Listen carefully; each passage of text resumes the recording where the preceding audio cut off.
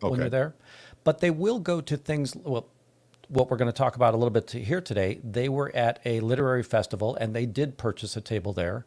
We have seen them put tables in Grant Park in the past, which, it's Chicago's front lawn for those of you that haven't been in Chicago.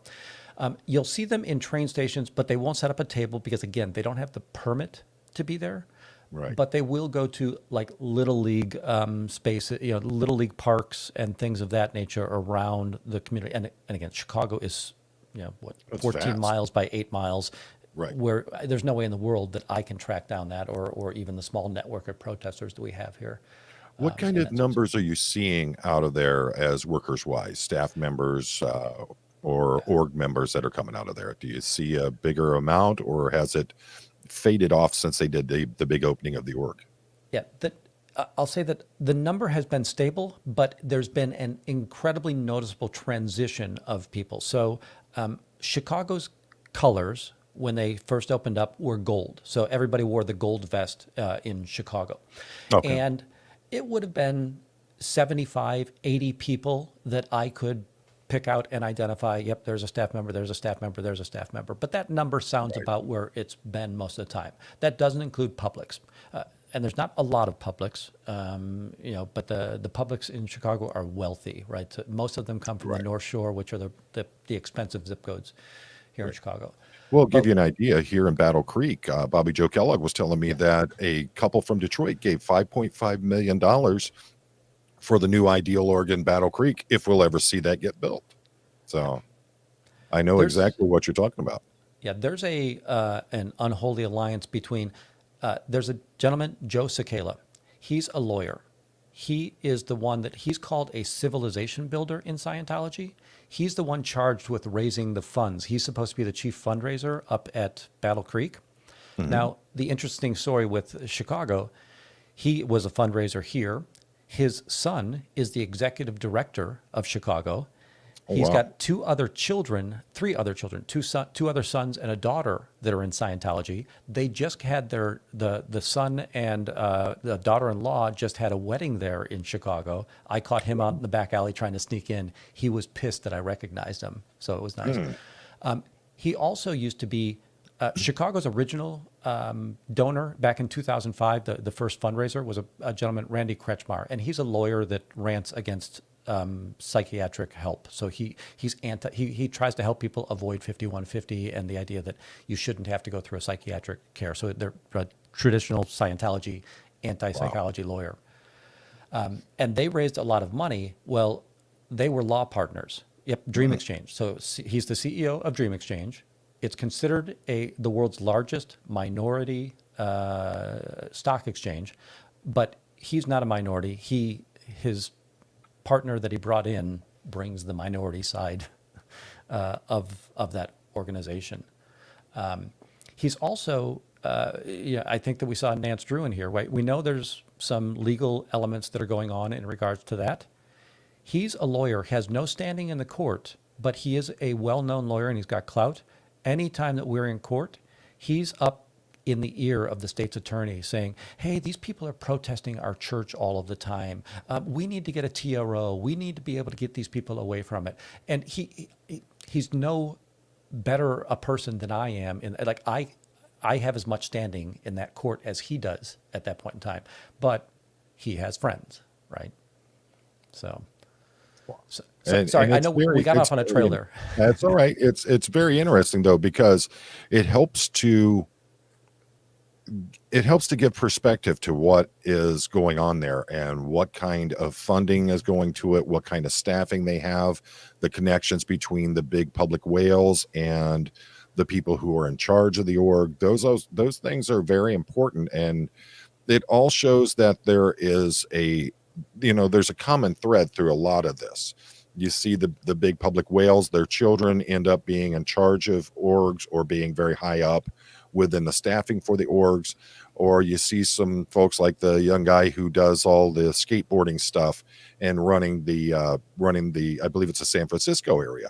So it's important, because if we don't know these kinds of links. That's why having someone like Mona Fat Grammy with the kind of research that she does, and as you saw, actually, when you were talking about Dream Exchange, she, right away she knew it's privately traded on the NASDAQ. So she, she knows a lot of these things, and having you or her or someone else who can explain these to us, who aren't able to get in there and dig into the deep surroundings of these, it's very important we know that.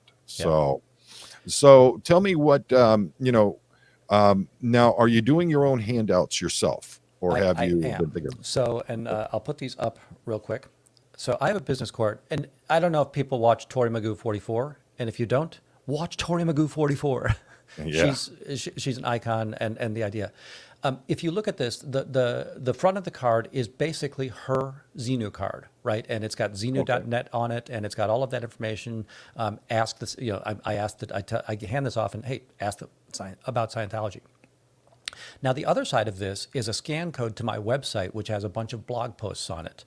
And they're things like the Lisa McPherson story. They are the Miriam Francis story, the Serge Del Mar story, the Chase Wave financial element. So the idea that people have this very quick element with proper nouns, so it's not just me claiming crimes and abuses. I'm giving Absolutely. you proper noun identities on this.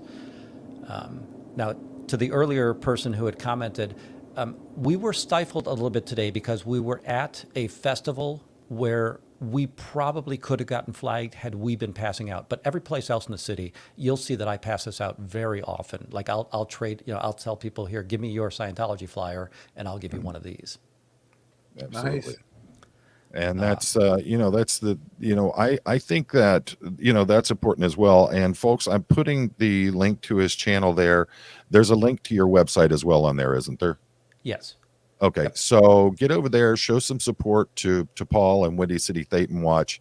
The more support you can get to him, the more of these he can get printed up, and the more he can keep handing out. Yeah. One of the big things I say to a lot of people is every person that doesn't get a personality test, they don't get their first time getting audited, they receive the information that Paul's putting out or other protesters are putting out that turn people away from Scientology. Every single person is a victory in the war against Scientology. So make sure you're getting over there and you're showing some support to Paul and the things that he's doing. Yep. So Fuzzy Pink put up the QR code. She's got the link over there. And I think that, I don't know if they show up on both channels or not, but that's why I'm putting it on mine, because it'll show up on your channel, but it won't necessarily show up in mine. So Gotcha.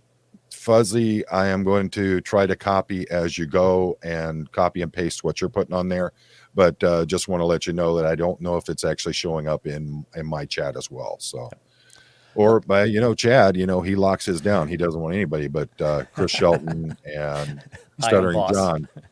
Have you seen his videos where he was doing the watches riot. baloney mold? Yes. Oh my gosh. I'm a big fan of that. And I imagine he's curled up crying on his couch every time one of your episodes comes out. Well, originally I was only going to do a few videos, but he was so negative about my videos. I did over 100 videos. That's, again, I'm going to go back to Tori Magoo, and if anybody wants to stop me from Tori Magoo, them's fighting words. But hers, that she was always taught, stand up to the bully. And the idea that if you pay them no attention, they'll starve, right? And that's really the best. If you keep on giving me attention, you're asking me to keep on prodding you. Yeah, that's true. That's what happened. Yeah.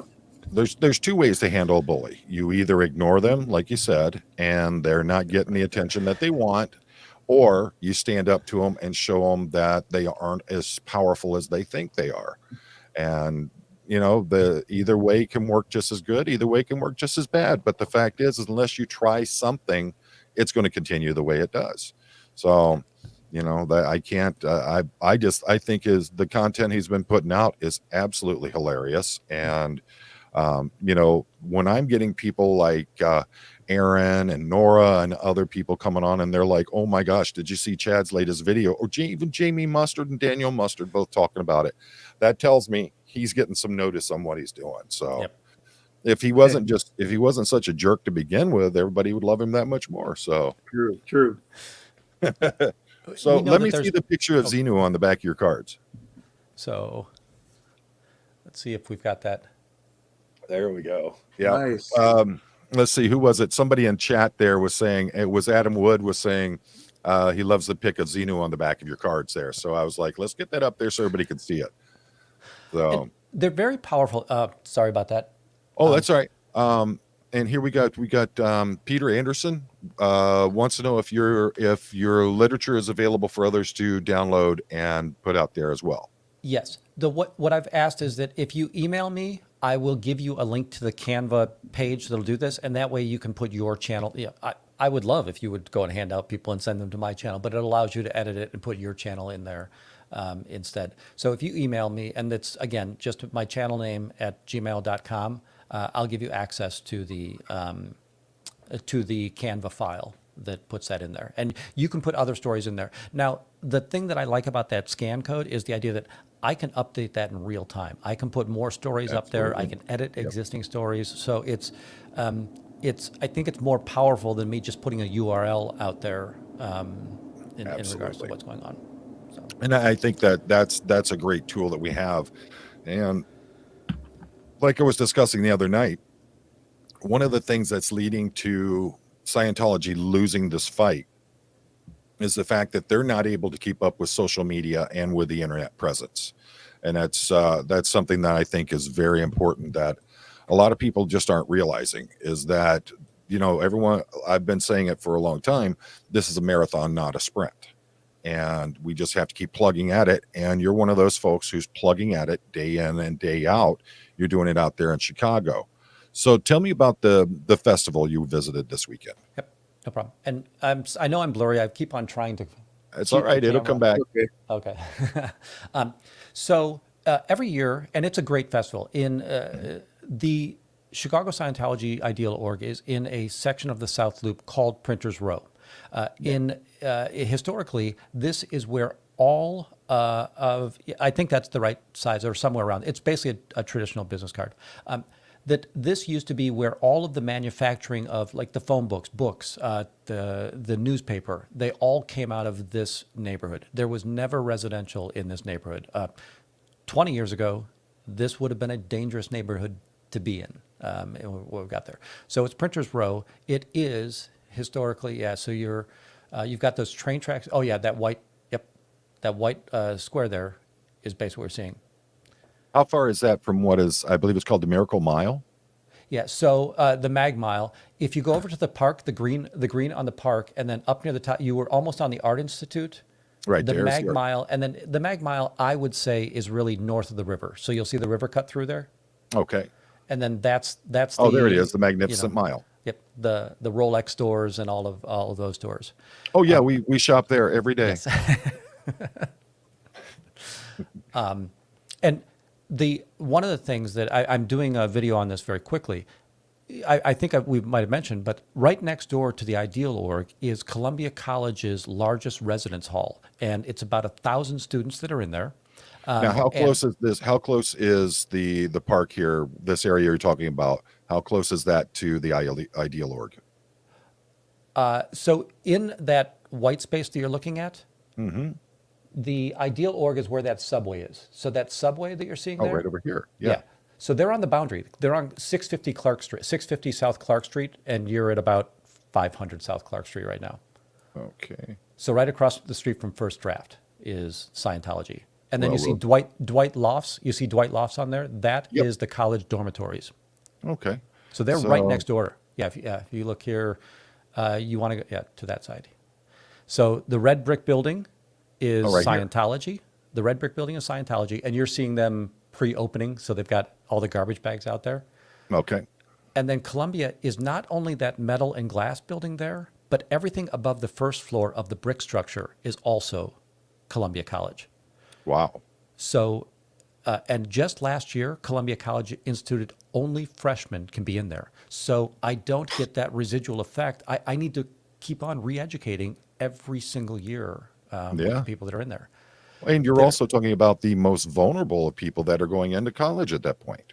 Yeah. One of the first videos, so they opened on March 3rd. On March 11th, I approached the organization in the evening. There were about 10 young college-age people out on the street, and the staff members were welcoming them. They went inside when I approached. They all went inside. They hurried to get everybody inside.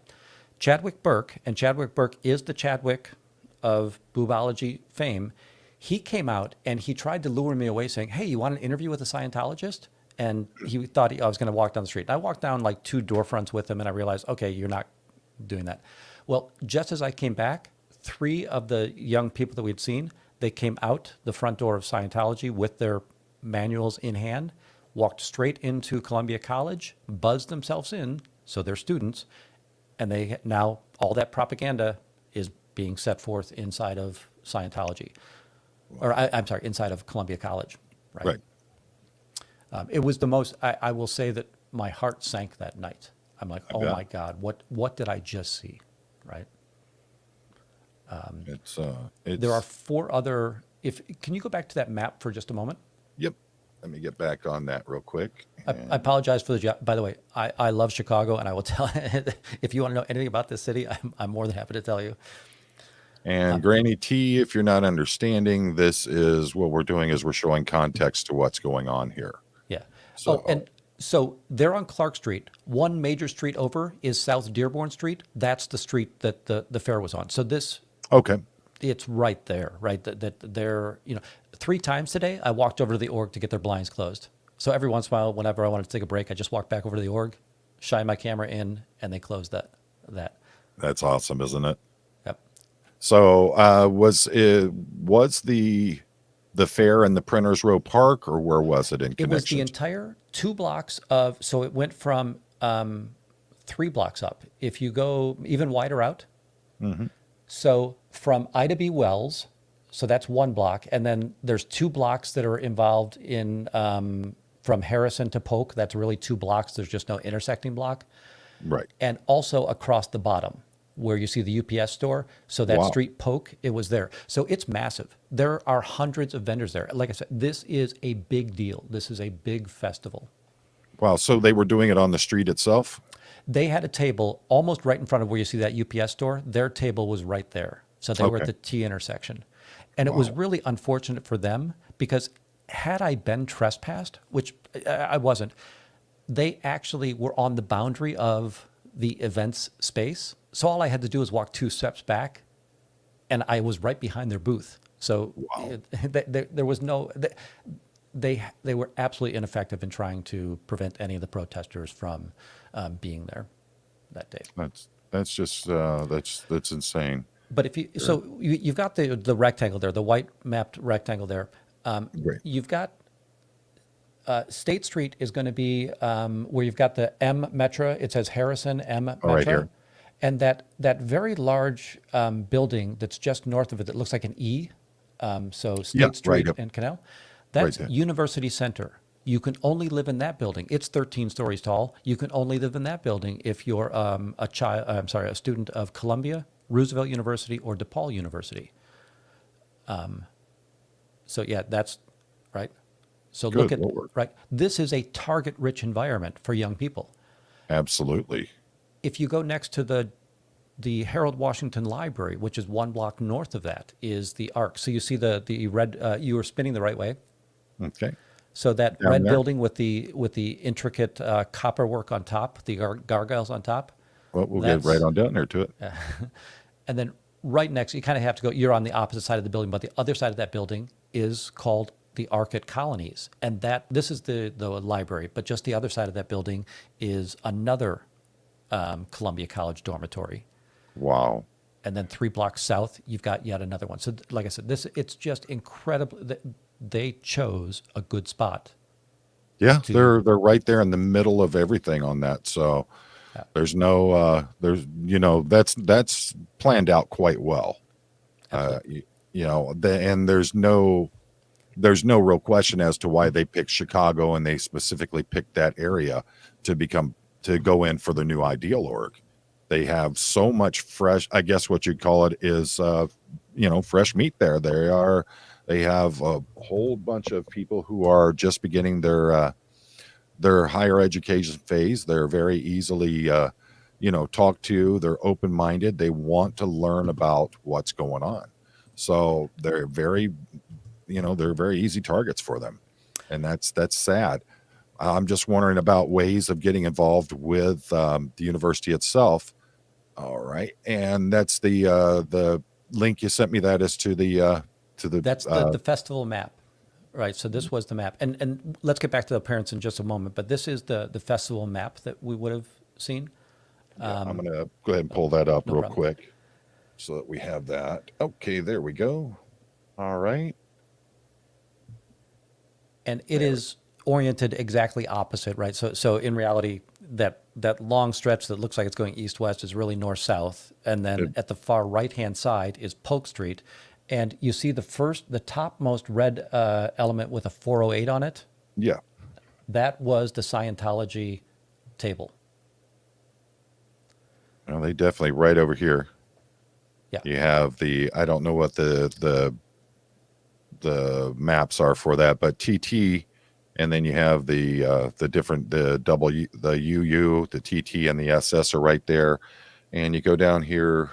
I can't tell where it is in the links. I think they down here. listed it as Hubbard Dianetics, so alphabetically H. Okay, so here we are. Trying to find it down here in this Hubbard Dianetics Foundation 407 and 408. Yep. So they had both of these right here.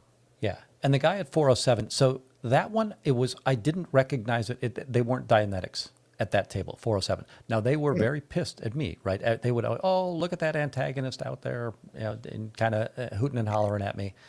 Right. But I couldn't. They didn't have a to me known front group on their table, right? There But you go. it was interesting. All those other Well, ones are massive tents.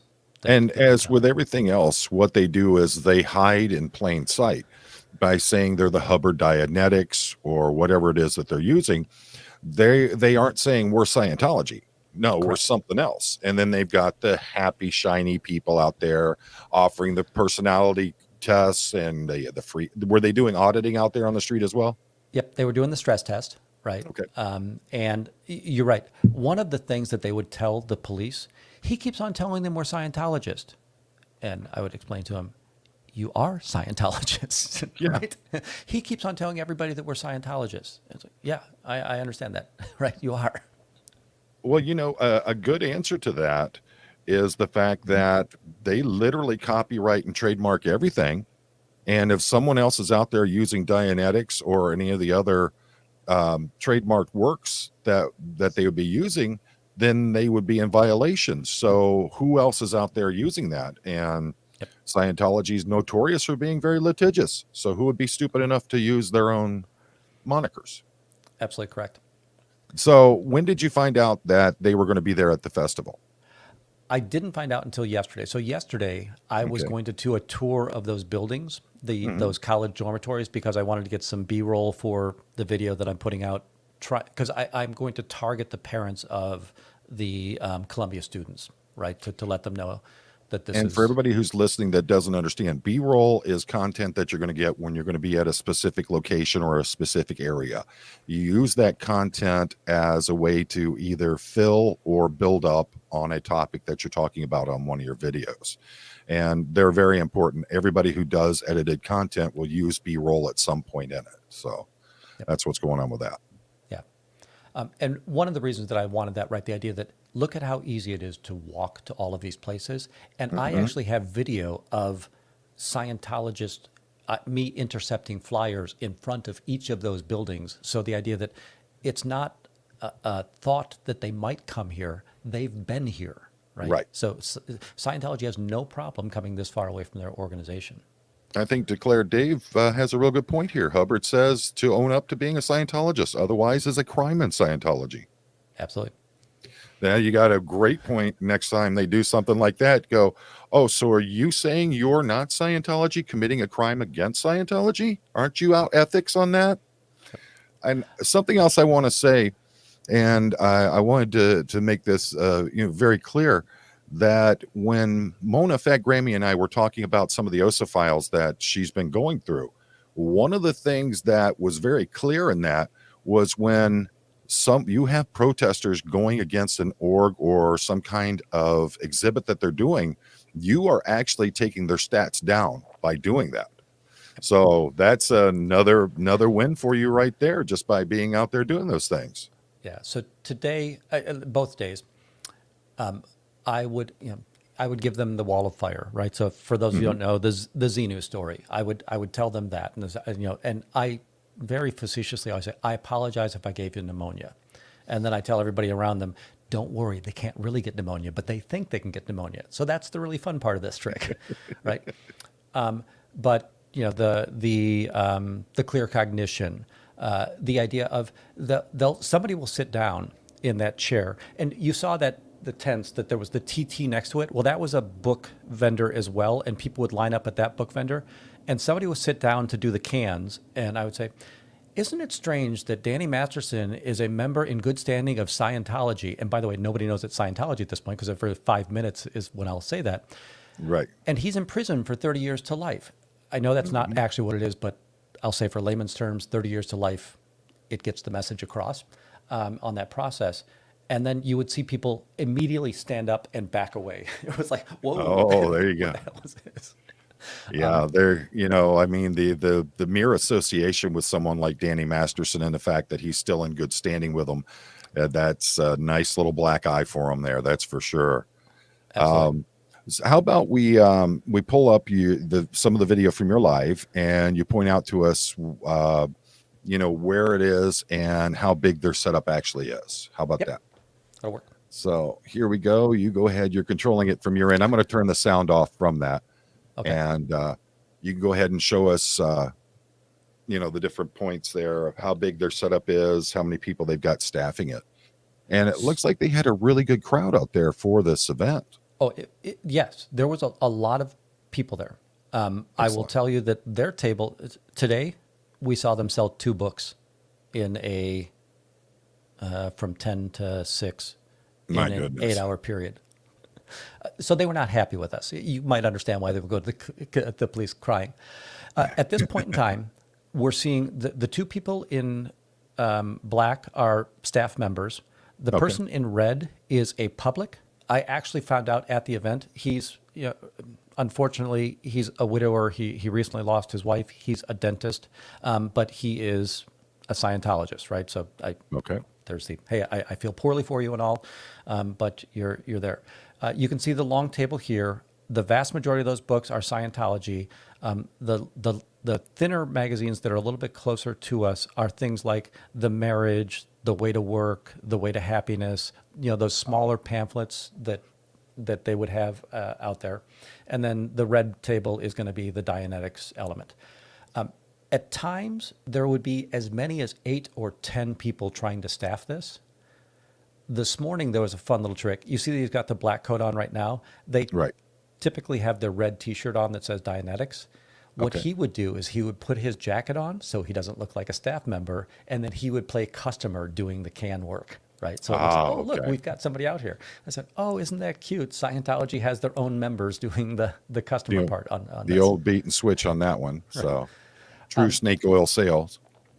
I think I think that what I'm going to try and show you here is this is going to be so they had private security there for the event, and private security is going to try and come up and tell me that I can't be here. Okay, let me turn the sound on. Okay. If you ever see them leaving the org, I would love if you could email me because I want. Now, right there, you got someone showing up in the gold vest right there. So And Yeah. she has, I would say, an executive position or a senior-ish position over at the org. And Okay. I do very well know her. Sorry, I need to change my sound for a second because it's go ahead. not coming through here. There we go. Listen, it's a stupid computer. Let me scroll down here just a moment. Wow, is that not nice? Let's hide that for a minute.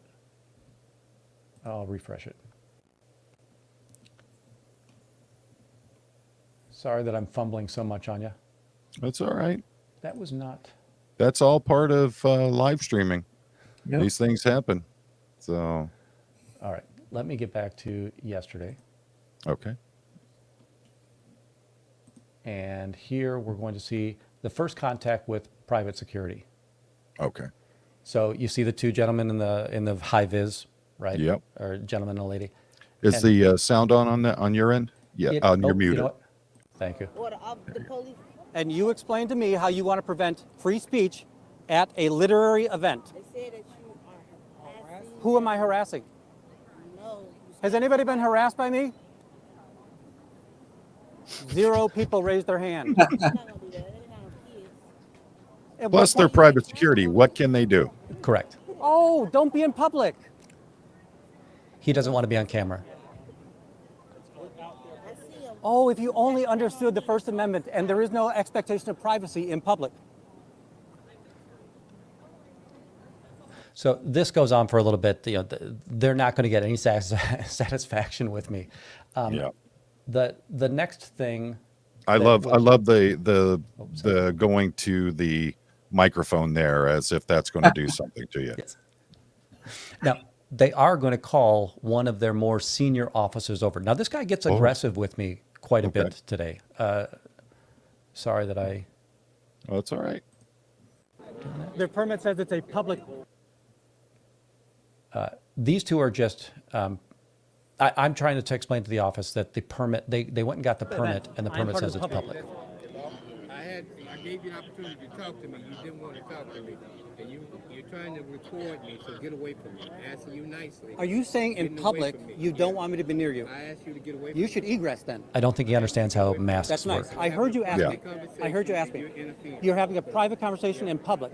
Go tell the police how you had an expectation of privacy in public. All right, I will. Now go. So this guy throughout the 2 Oh, days. I love that. Yes.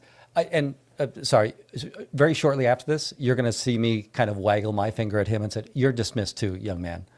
Yeah, he's got no authority. Everything that he has is, and you see the younger guy sitting there looking at him like, "Ooh, that's impressive," and he has no idea that there's literally nothing they can do. Right. If he puts his hands on you, he's assaulting you. They cannot do anything to you. Yeah. So And I don't. Again, I'm going to tell you. It was 3 hours yesterday. Yesterday. At one point, he tries to. He moves towards me and gives me the indication that he's going to touch my arm because he wants me to walk up onto the sidewalk so that we can have a conversation out of public display. And I immediately say, "You're not going to touch me, are you?" He says, "I didn't touch you." And I said, "I didn't say you did touch me." I said, "You're not going to touch me." He Yeah. goes, "Don't make things up." And I said, "I didn't make things up. I'm just telling you, don't touch me. yeah, You will be in a violation of the law." See, this is the kind of tactics that you'll see, especially from private security, where they're going to try this bullying, and if that's not working, then they're going to try, well, we'll just get you over here out of the public. Let's not be in everybody's way. That kind of stuff. They have no authority. All right. It's one thing if you're in a mall or you're in a shopping store or something like that, and they tell you got to go, you got to go. And in some states, they can actually perform like a citizen's arrest on you. Yep. But here you are in public and you are exercising a constitutional right. He can't do anything to you. Yep. So His first question to me on the day was, "Do you have a permit for your camera?" I just said, do you have a permit to speak to me? I said, Why? What makes you think that I need a permit? And then a little while later, somebody actually walks by with a nice camera rig. So I noticed you didn't ask him about his permit on Yeah. there. Now, do we know who this security company was actually working for? It is. It's so this the same, I guess, contract. So it's Universal Services. Is they were both security as well as I'll say the cleanup crew. So the people that would man the garbage cans and come around and do that. So they had two different types of people, but it was Universal Services was the corporate name of the private corporate name of the security team and the garbage team. I don't know how to say that, not sounding demeaning. Well, yeah, they're the sanitation and the security. So yeah, there's a lot of companies that do that. They'll do multitasking in the services that they provide. So that's not unusual at all. But what is funny here is like I said, the simple fact that this security officer thinks that he has some kind of authority, and he knows he doesn't have any real authority. What he's doing is he's trying to bully you into doing what he wants. So. He didn't get any size. By the way, he's a gun holder, so he might be an ex-Chicago or just whatever. A private citizen could also, right? Yeah, many security guards have the ability to, but he does have a gun on display on his Well, he's hip. giving himself a nice set of elf ears with that mask that he's wearing improperly. So Again, he's rather aggressive. You know, he wanted to have this private conversation, and I said, in public, you thought that. So I've told him, I said, show me the permit. If you can show me the permit, I'll leave. Okay. And the organizer went and got the permit, and he comes back with the permit, and I think that I'm going to give you a good shot. He was of asked to go get the permit. He's So got the the permit. ponytail Let's is see if we can get a the picture of the permit. organization, the organizer. At least I get a And number. you can see Maybe I that they've get a got permit the number. permit here. Right. And the organizer says to him, yeah, we can't do anything. So I have not stopped anybody until he from does moving. something wrong, we I can't have do not, anything to him. challenged anybody's ability to move about in this area. I think Sunglasses is the owner of this Move along. event. So this was, again, that they went to try to get satisfaction. They found nothing in the permit that could do anything about it. And at this point, we've just got private security. By the whole day, only 2 people closed in on privacy spaces, right? If that makes sense, Right. right? The idea that they would close ranks on me. The very tall organizer, he closed ranks on me, and he said, "You're putting your camera in people's faces." And I said, "Do you mean I'm doing what you just did to me?" And he goes, "Well, There you go. you don't like it, do you?" And I said, "That's not the point. I haven't done this. You did do this. Do you understand the difference between these 2 things?" plus, does he understand the civil liability he's placing himself in Right. doing something like that? Now, he didn't touch, but basically the way it's explained to me that if you invade somebody's personal space like that, they have the ability to defend themselves, right? Well, every state's going to have a different law on it, but what I'm thinking about is whether or not whether it's an invasion of your personal space and you have a right to defend yourself. It's the simple fact of he and that security team are now harassing you while you are constitutionally correct in what you are doing. And I think that that's something that needs to be addressed as well. Universal services need to be put on notice for the simple fact of they're hiring people that are trying to violate people's personal rights. So that's a very, very big point there. And these companies, when they start realizing, oh, this could show up with a lot of people watching this or a lot of people seeing this on social media, it's interesting how they backtrack on things very quickly. So, and the event organizer, I wonder how he would feel if he knew that it was being put out there that they're attempting to violate constitutional rights of people. I mean, I told thought him that's that several what this event was times. about. Yeah, I told him several times that you're at a literary festival and you're trying to chill my First Amendment right to be out here. I have every right to be out here. I have given this church, our cult, and again, I use the 2 terms interchangeably. I do not believe they're a church, but I give them the benefit of the doubt in this space. I said, I believe they have a First Amendment right and they can try to proselytize all of their information. I have a First Amendment right to also challenge that information in a public square, right? Well, I mean, in all honesty, if you were out there with anti-Christian documentation or paperwork, would they be doing the same thing to you then? So that's those are very clear points. If you were doing it against some other organization that is not publicly, if you were out there anti-World War II German people out there with big signs saying down with them, down with the fascists and all that, would they be coming up to you and saying you can't do that here? So it all falls into the same categories. They're just trying to mince words on what they're doing. It all comes down to the point of they're trying to violate your constitutional rights. Absolutely correct. And by the way, I did tell him that this morning, I told him that, by the way, after this event's over, because again, I'm concentrating on Scientology today. I don't care about these, but I am going to lodge a protest against the owners of this because I have told you that you are hosting a human trafficking cult. You have the information and you have still chosen to take their side against my freedom of expression, which is a constitutional right that I have to be here and to explain this. And this is more of a court of public opinion problem that I want to place upon their doorstep. Well, I wonder how it would look if it showed up on, say a very large site or on a news outlet. What do they call it? The Lit Fest. Yep. Lit Fest. Printers Row Lit Fest, supporting organization known to be associated with those who commit SA and crimes against children and human trafficking. Wonder how they would feel about that. I agree. Now, the one thing that I want to say is that I love this festival. I don't really want to do any harm to this festival, but I do want them to rethink, right, the idea of who are they accepting in to this, to be a vendor in this space.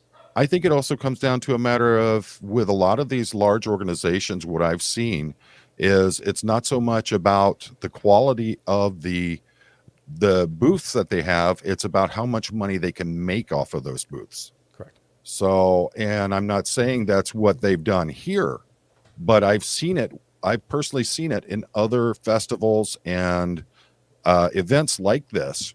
You know, having both been someone who's done,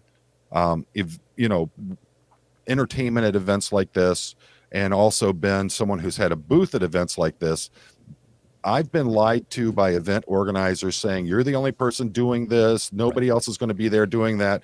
You set up and you pay them all this money to be in there. And then right across from you is someone doing the exact same thing you're doing. So, you know, I never have any trust or faith in people who are organizing events. I just try to keep myself to my own standards and try to keep, if I'm there to make money, I try to make money as best as I can and try to have the best product, but I don't trust the organizers. I've been lied to too many times. Yeah, agreed. So, One of the all things right. I do want, there's one police interaction. Wait, we're going to have, two more police interactions here. And again, I think today that's important. What I want everybody to know is that I was really frustrating the daylights out of Scientology. They would have somebody sit down. I would just say Scientology, and they would stand up, or I would start reciting the Lisa McPherson story, the Serge Del Mar story, and people would get up, and you could tell they were very upset, and they would go and talk to the police all the time. And yeah, someday we'll come back and talk to that, but what I really want to know is, like, how am I doing on police interaction? So I'd like to kind of stay on focus on that. Well, I want to see how the Chicago police, whether they passed or failed in the First Amendment auditing category. So that's going to be something. You have 2 different days of footage of it. So let's see how they did on each day. Yep. Excellent. Yep. So here's the first police interaction. So there's going to be a female police officer. The other one, they're not a church. They're a business. So she's walking They're towards selling me. Books. That's all they're doing is selling books and selling courses. What do you think they do that's positive? Yep. Yep. You want to talk to me? Just let you know, my camera is recording. I'm here, so is yours. No problem at all. So what's going on, sir? Absolutely nothing. The gentleman was asking me a question. He approached me. I was talking to him. Okay. I guess with the phone, you're getting people's faces. Show me. I've got a video. of it. What is she I saying am here? not. So, I am not. sorry, one second. She said, people have been telling me you've been putting your camera in people's faces. And I'm like, well, I'm pretty sure I have the right not to tell you anything, but show me any evidence. And I'm more than happy to do that. Because by the way, I carry a body camera at all times, and I have the primary camera that you're seeing here as well. And let me tell you a couple of things here. Number one, they're not going to tell you who called or who made the complaint. That's generally not something that they're going to give out to you publicly. Secondly, if she had a reason to remove you, she would have done it or arrested you on spot. So at this point, it's what we call a fishing expedition, trying to get you to admit to something without considering you a suspect in it. Well, I was just having a conversation and Paul said, well, yeah, I might have put my camera in this guy's face. Okay, well, there you got it. You got enough that you need to trespass you so they can get you out of there and get you away from everyone. So I think you're handling it quite well in this situation. I think I might also have gotten to the am I being detained? Once that I realized she's fishing for information, I've said, listen, if you have evidence that I've done something, let me know. Let's let it, I guess, let it play. By the way, your sergeant, Makara, he tried, a bald guy, Makarsky is actually who I'm talking about. Makarsky, Sergeant Makarsky. He gave me the same rundown in front of the church, and then when the Scientologists came up to me with their phones in their face, he said, oh, that's no crime. So let me explain what happened there. On Memorial Day, I'm there, and Scientology calls the police, brings me there, and Sergeant Makarsky comes up to me and he says, you know you can't put your camera in people's faces. And I said, Did you see me put my camera in people's faces? No, but the other day other people were. Well, good for them. You should probably Well, go harass those people. here's I did here's not. here's the thing. Just because someone else did it doesn't mean that you are liable for it. Doesn't mean that you committed any kind of wrongful act. Yep. You know, it's you didn't. You know, you haven't committed a crime. Why are you being held responsible for what others did? Absolutely. That's ridiculous in and of itself. And so he finally lets me go. But well, I did, by the way, and there have been people in the protest community, which I love some of their lines. I did tell Makarsky, should I not eat yellow snow as well? You want to give me There some you other go. information of things that I shouldn't do, that I haven't done and I shouldn't do? Should But I then not speed? Should I not commit retail fraud? What else bank would you robbery's like me bad? to? Would you like to advise me of that I haven't done? So Absolutely. So then I tell her, so later that day on Memorial Day, their Scientologist got upset because I kept on intercepting their propaganda, and they came out and they took 3 steps forward towards me. I backed up and I said, please don't. I backed up again. I said, please don't. I backed up again. And I said, please don't. When they came back out and I showed them, isn't this what you told me I couldn't do?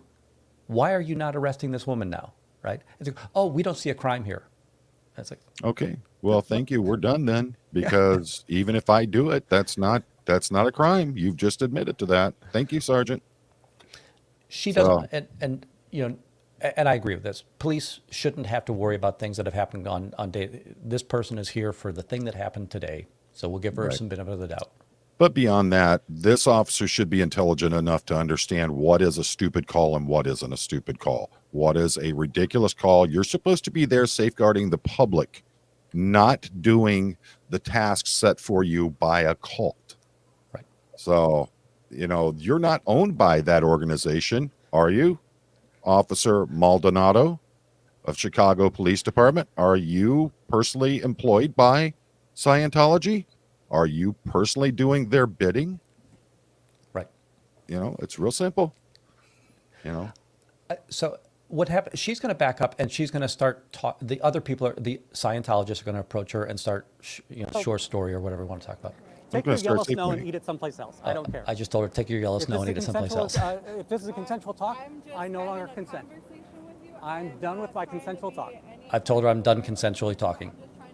Well, you just told me that I put my phone in people's faces. I asked you. Why? Why did you ask me that? I don't believe I heard that framed as a question. I heard it was, I was told you were putting your Okay, camera in no people's problem. faces. I've got watch the live stream if you'd like to watch. So and I'm talking, watch the live stream. Yep. There's plenty of evidence there. You notice how the Scientology people keep working their way closer. I've been watching them in the background as you've been having this conversation with Officer Maldonado of the Chicago Police Department. I've been watching how they've been slowly creeping closer and closer. The female right there in the black jacket was all the way down at the end of the other table when Officer Maldonado first came up, if I remember correctly. Yep. So this is, you know, folks, this is literally a training course in how to handle these kinds of situations. So if you want to go ahead. The live stream, I can show you that I didn't prep. Yep, you've heard my side. You see another security person there, right? I have not put my phone in people's faces. I understand the First Amendment rights. There's Grandma and Just so you Grandpa. know, that's Scientology. Did you see him turn when I told him it was Scientology? He flinched very quickly. No, I didn't see that. Was that the older So, gentleman? The older gentleman. Just so you know, that's Scientology.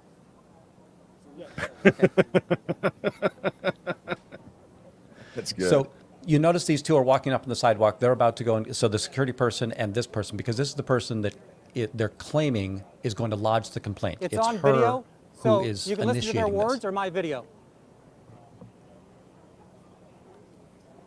Which I find it very interesting.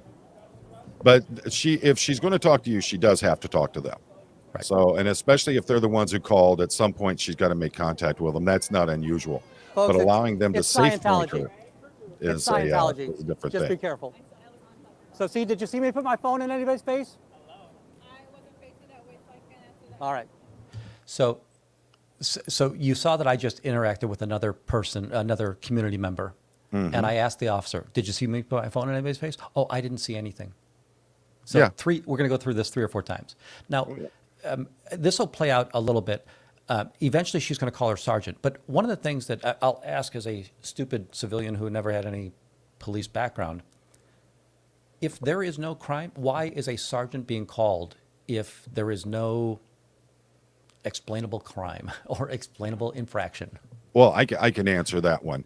If the staff and the whoever's there for Scientology, the red shirts, we'll just call them that, if they aren't happy with the explanation they're getting from that officer, they can ask for a supervisor to come over. And that, in a lot of departments, if someone says, I want to speak to a supervisor, a lot of departments will go ahead and call a supervisor in. Okay. So it's all going to be departmental. And especially nowadays, with the way everything works out, they want to get supervisors there as quickly as possible, because a supervisor can show up and say, yo, you're kind of violating some rights here. You could get us into a lot of trouble. So you need to back down with what you're doing, or you're doing things right. Keep what you're doing. So an officer is going to want that supervisor coming in, giving them validation or correcting them on what they're doing. Okay, that makes sense. Now, before I go on, and this goes back to, this is not a police interaction. You see the gentleman, the large buff man with the bald head, blue shorts? Yeah. He's actually a staff member.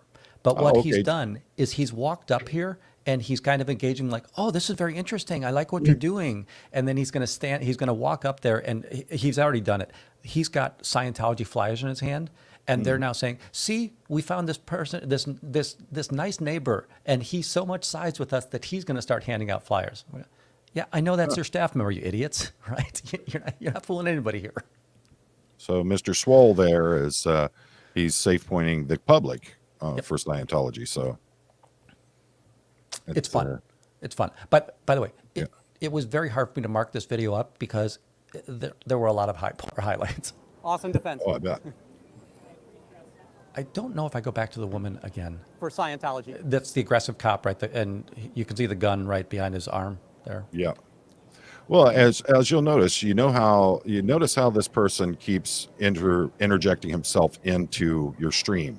Right. So it's and as a former police officer, I'm always watching not just the point of interest, but I'm watching everything around. So, and I could see this guy, if he's a former CPD guy, going, hey, I'm such and such retiree, or I worked out of this precinct, I got this rank. Let me tell you what's going on here, trying to safe point his own position on things. Man, it looks like she's calling for the sergeant at that point right there. Yeah, and they're getting the pointing you saw there was, hey, he's going to have to come because there's street closures here. So hey, the officer's probably going to have to, the sergeant's going to have to go here or here. And the point of the whole chin mask is getting a little ridiculous with this guy. But for 2 days he wore it just that way. Either you're wearing the mask or you're not wearing the mask. Come on. So at this she point, looks like she's lost in the woods, honestly. yeah, I didn't think I was going to get satisfaction out of her, but again, I didn't. I hadn't done anything wrong. I don't know why. Yeah, I still don't understand why you're here. But now the sergeant. Here comes the sergeant. Okay, there we go. Yep, sergeant arrives.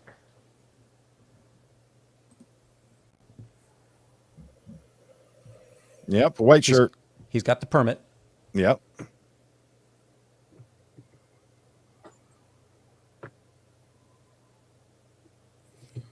You can literally see him explaining it to him there. So, He's going to come over to me. Yeah. And they told it they're paying to be here. So, my goodness. I've got terrible mic here. Sorry. That's all right. But it basically is right. In reality, it's that there's no here, guys. He's going to talk to me, and he's going to say, "Hey, we just need to do this. Don't be aggressive. I haven't seen you be aggressive." So this is the person. There's nothing wrong with him advising you. Right. Are you asking me to do something in public? Are you muted, or is the sound down? You shouldn't eat yellow snow. It's really down for some reason. I don't know why. There is no expectation. And I would also advise to file a FOIA or a request with the city of Chicago for the body cam footage from both the sergeant and from Officer Maldonado. And that's going to be Sergeant Gribb. Yep. Central 001 Central District Central. Okay.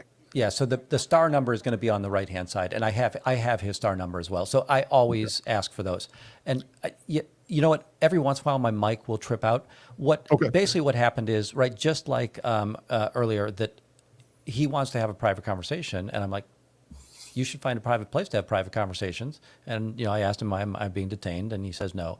Eventually, he's been respectful to me, so I let him go and have a conversation with his officer and with the Scientology claimant, or whoever's bringing. Well, this I will claim give you a couple points on that. Is if they are doing actual investigation, they can demand privacy even if they're in a public place, because they are investigating, and if they allow another party to be involved with that can taint the ability of getting proper information from a complainant or a victim in something. So that's one thing that they can do with that. And they can say, you have to give me X amount of distance. You can't be right up on this. I have to hear what they have to say. It can be considered obstruction of justice or an obstruction of their investigation. So that he's not wrong in that. But literally the fact, if you set down your camera on a tripod, just set it right there, right in the middle of them, how's that any different than them having their body cameras on them? Correct. You're just documenting. That's all you're doing. You're covering your butt and you're documenting what's going on. So they could say what they want. They can act however they want. There are certain things that you have to be careful of, and obstruction of justice is literally a criminal offense you can be jailed for. But, when you're sitting there recording everything yourself, if Windy City Thetan Watch says, okay, I'm not going to stand in here, but I'm just going to set my camera right here so that I can record the conversation that's going on, so I have it for my record, how can they complain about that? Right. So, because I shouldn't have to pay for your body cam, right? Because there's always a fee for body cam here in Chicago. well, that's one of the tricks of the trade, and I can tell you that from being being an executive officer with a police department and being a chief of police. That's one of the things they teach you in the schools, is that how to set things up so that if you have somebody, and these are particularly for the people who file 100 FOIAs at a time. They come in and they go, here's a stack of FOIAs. I need them all taken care of. And you're supposed to within 10 days. There are loopholes to that because of, well, you just dropped 100 FOIAs. How am I supposed to do that in 10 days? But, one of the things that they tell you is, a good way to avoid that is a person comes in with 100 FOIAs. Well, it's $10 per FOIA that you have to pay as an administrative fee for us to collect that. And that's legal. So that, that is something that is done, and it's intentionally done for two reasons. Number one is that it raises revenue for the agency or for the city. And number two, it also helps to deter people from filing too many FOIAs. So that's not unusual. So he goes over, he talks to them, he talks to Maldonado. What's the outcome of that conversation? He eventually says, all we want to make sure is that you're not being aggressive. We want to create a space here. And he sees me go back to where I've been, and he's absolutely fine with it. But there is, to me, a funny element that the security guard with the gun is going to go back over there. Right. So I'll let them have their talk in private. Right. And I'll tell you something that I would say. I would tell him, I'm very intimidated by this gentleman who's carrying a firearm. I don't care if he's security or not. He's not law enforcement, and he keeps coming up to me aggressively. With a peaceful resolution, so everybody can enjoy this outside festival. So, right, peaceful resolution, and I saw the volume down on my. That's absolutely fine. I'm not looking to I appreciate it. remove you. I'm just having a conversation at this point, and just trying to reason with you. Okay. Some people may find offense when a camera comes very close to them. Okay. And we all Agreed. have our personal space. Agreed. Like I've got my gap here with you. Got a video. Don't worry about it. I've not come close to anybody. And I told your officer, I apologize. I'm not diminishing. McCarskey gave me the same thing on Memorial Day. You can't put your camera in anybody's face. I have never put my camera in somebody's face. When Scientology put their camera in my face, guard? he said, "Oh, that's okay. They can do that." So That sounds something unusual for. You wanna see the video? You wanna see the video? No, I want to talk about just what happened. It's interesting how We wanna when you forget the say past, right? you Your want to see past the video of aggression. him saying that, I take things day by day. So you know, okay, Well, then today, have you seen me put my camera in somebody's face? Not since I have been here, but Thank you. there are people that say are giving accounts, and I'm not giving detailed Yep. accounts, but they are saying that I'm really good with the 2 pieces of video. they perceive that you are being a little aggressive with your camera. So I'm asking you at this point, just so we can all just keep the peace. Let me Yep. give you a little piece of advice here I on agree. this one. Putting your camera in someone's face, a response to that, putting my camera in someone's face is completely different than someone walking up to me. If they are walking up to me and I'm holding my camera static where it's at, I'm not putting it in their face. They're literally putting my face in their camera. Right. And that might be a good answer from that point. I do like that. I do like that. And something I would think about is maybe like a shoulder mounted camera or something like that, to where they can't say you're putting it in their face. Good point. Yep. So these are all good things to, again, folks, this is literally like a protesting 101, First Amendment auditing 101 kind of session here. You're seeing someone who's doing it the proper way. You have 2 sets of cameras. You have your primary that you're live streaming from. You have your body camera, which is your secondary backup on it. The live streaming is putting it out there to the world. And, unless YouTube goes ahead and deletes it themselves, it's out there forever. And then number 2, you are handling things properly with law enforcement who are being sent there, and they are being safe pointed by Scientology and by the security for the event.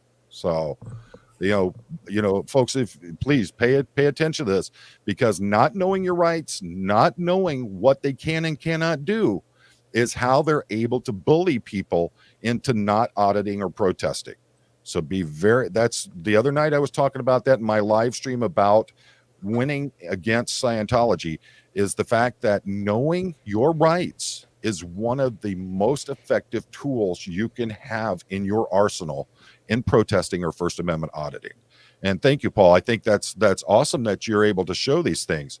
So now we know this one pretty much worked out like that. They realized you're within your right and they can't really stop you from what you're doing. Right. Was day 2 different than day 1? Yes and no. Okay. So let me pull up the next morning. Let's see. That's not the next morning. This is the video that does the what happened in front of Scientology. So let's see. This is the early morning one. Anaphylaxis, can you even read your little pocket constitution? Can you Came out. even read? No, I'm joking. Saw me do that. So I'm approaching the org. this I'm guy? gonna have. Oh, I'm joking. yeah. I really feel bad when I make my audience watch my face. So, by the way, you can see, I'll just show it here. We'll be paused. The woman, white over green, she is Yes. somebody who has raised her fist at me, and she's one of those people that approaches me when we're out in public. And she'll say, "Stop following me," and walk towards me when she says that. I love that. You're intimidating me. I'm afraid of you, but I'm going to walk up to you. I'm going to flip you off. I'll raise my fist to you. I'll spit on you, but you're intimidating me. So the way that this day was started out, I'm walking down this. You saw the Scientology or the subway sign when we looked at the Scientology map. So 3 doors up is where Scientology's at, and I was going to go by there just to make them close their window, but Okay. I caught her out in the Nissa- wild. Nissa Okay. has a question here, and I believe you've already answered that. Is now, Paul, they told you not to put your camera in people's faces, and you didn't. But did they say the same thing to them? They didn't.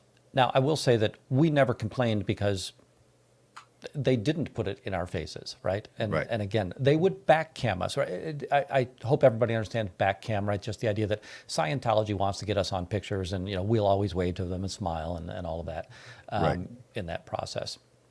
And Leslie Jean likes your face, so Thank you, Leslie. I appreciate that. So I caught her out in the wild. She realizes she's not going to pass anything off, so she's walking back to the org, and there are 3 staff members in front of her. We'll kind of zip through this, and now are they in uniform or are they in public they- clothes as well? They are. So you'll see, right? You can see the vest Oh, I and see him. Yeah. the 2 others in suits. Yesterday, one of the Scientology staffers came up to the booth in his street clothes, and he acted as though he was, "Oh my gosh, this looks amazing. I want to read that." And he picked up some flyers and started handing them out so that they could look like, wow, they can convert people that quickly into Scientology. He didn't realize that I've got so much film of him entering the org in his uniform. The Joey Swole wannabe. You Yeah. know how it is.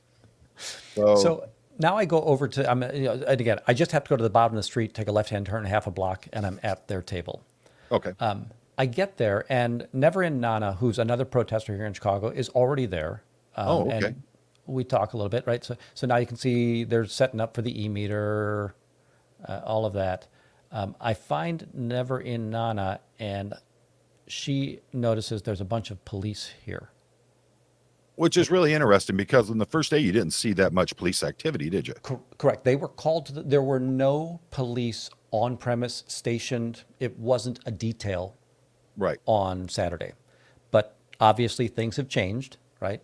Oh, I didn't.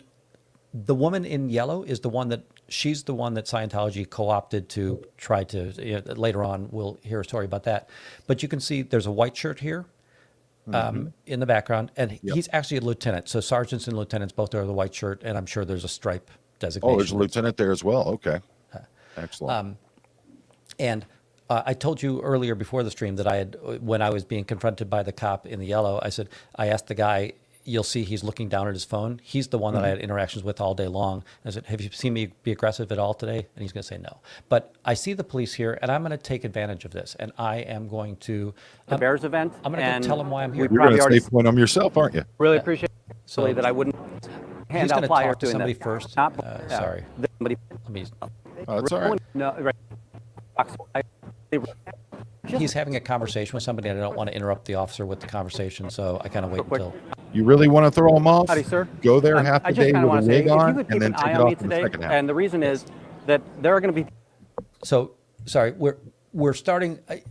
I usually don't flash my camera on people right away, but Right. you're going to see that the two street officers and then the white shirt is to my right off camera. But I'm just Okay. coming up here explaining how the day is going to go. Howdy, sir. I just kind of want to say, if you could keep an eye on me today, and the reason is that there are going to be people here that are going to claim I did stuff that I didn't do, and they're falsely claiming crimes. I have never, in the history of my having this camera, walked up to somebody and put it in their face. You're going to hear people exclaim that that's what I do. I am very careful about it. I've got body camera proving that I haven't. You're going to get some calls today. So I just want to let you know that. All right? Thank you. Appreciate it. Absolutely cool, right? Guy Yep. appreciated what I was doing. I'll say there's some people that, hey, you don't need to go to that level. It just seemed like there was I didn't see a downside to that engagement. Well, if Scientology is allowed to safe point the police, why aren't you? Right. So that's another thing that I've talked about is using Scientology's own tactics against them. So what's wrong with you going to the police, go, look, they're known for swatting. They're known for false complaints. I just want to make sure that I'm covered, that you're keeping an eye and see what I'm doing. And I don't care if you follow me around all day, as long as you realize I'm not violating the laws that they're saying. So I don't see a problem with that in the least bit. I'm going to try to scrub through here real quick. Every once in a while, you'll see that the Scientologists will leave their table and go running over to the police.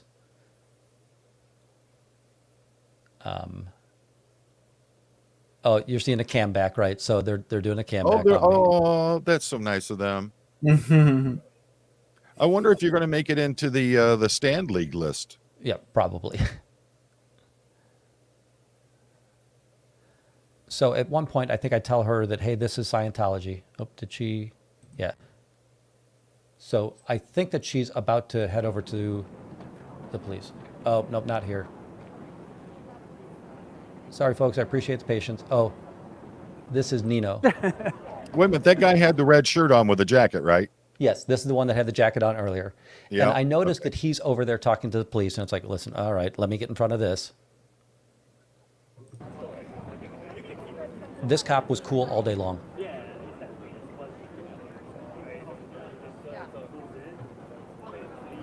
We need to get you a shirt with a QR code on it as well, Yes. with the truth about Scientology above it. I'm merely educating people about the human trafficking and the child abuse. Yeah. That officer literally has look of, dude, all right. He just explained, hey, this guy's doing the same thing you're doing.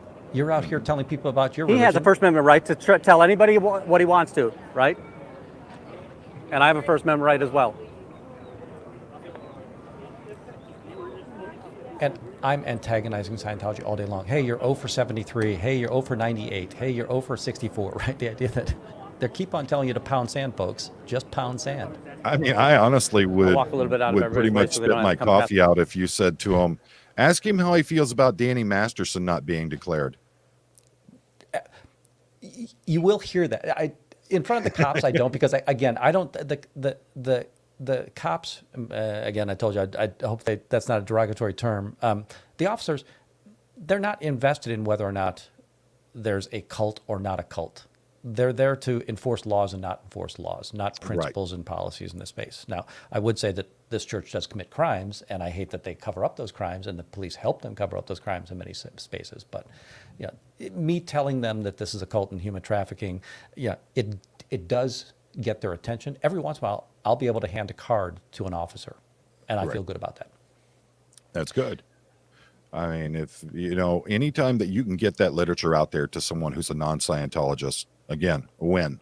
So we'll see several more engagements like this where that they're going to go running over there because I've done that. You're going to see a public do it because the public said, you can't tell them we're Scientology.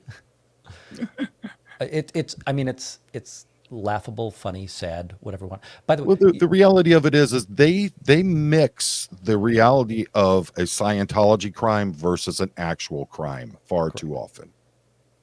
And that's the thing is that he's committing a crime. Well, what crime? Well, LRH says, no, that's not a crime. That's your own stupid ethics stuff, but they blur that line a lot in the pursuit of trying to get their way over things. By the way, folks, make sure you let Mona Fat Grammy know. And if you get a chance, get over to Audit LA. Let them know how much you appreciate the fact that they got the city of Los Angeles to tell Scientology, take the planters down. That was awesome. That was a huge win. Now we got another win just a few days later, where we have Windy City Thetan Watch is actually getting the police to admit he has the First Amendment right to do what he's doing. All right, so where are we at this point? So this is a little bit later in the day. Another officer, they're trying to explain. So this is the guy from yesterday, right? You saw he was the young companion. Just remind them to pound sand. Nothing I'm doing is illegal, right? Kick rocks, Junior. So that was fun. I mean, I'm the kind, I'll say some dastardly stuff. I'll be like, officer, can you please let him know he shouldn't be pulling the underwear out of his butt crack while he's in public like that, or he shouldn't be picking his nose out here. That's kind of nasty and not very professional. I got no problem doing things like that. Here we go. So let me get you the interaction that she gets upset with. So this woman is going to get upset with me. Okay. Okay, thank you. I just took a flyer away from somebody they handed it out to. Uh-oh, she's going running. Yep. Got a runner. I'm going to tell on you. Those were mine. And again, I I'm just gonna go want to over kind and of get in listen to front this of the story. conversation again. Do you know how much the booths would cost at this event? I have not, and I'm sure there's different rates because the Are you tent filing another rate false is report? bigger than that table. Right, and Bridge 1872 has a really good point on that, is if we could get the funding for it to set up your own Yes, table 100%. and request So you have a First Amendment Amendment right to show your religious propaganda, and I have a First Amendment right to let people know what you are, right? This guy's That's like, how the American "Oh, process man, what did works." I get into? Thanks for The ball cap guy. So by the way, the Tam, he's the one that kind of defended me against the yellow cop, the yellow jacket cop earlier. But Okay. this guy with the ball cap has been great all day long. Mm-hmm. He can say anything he wants to.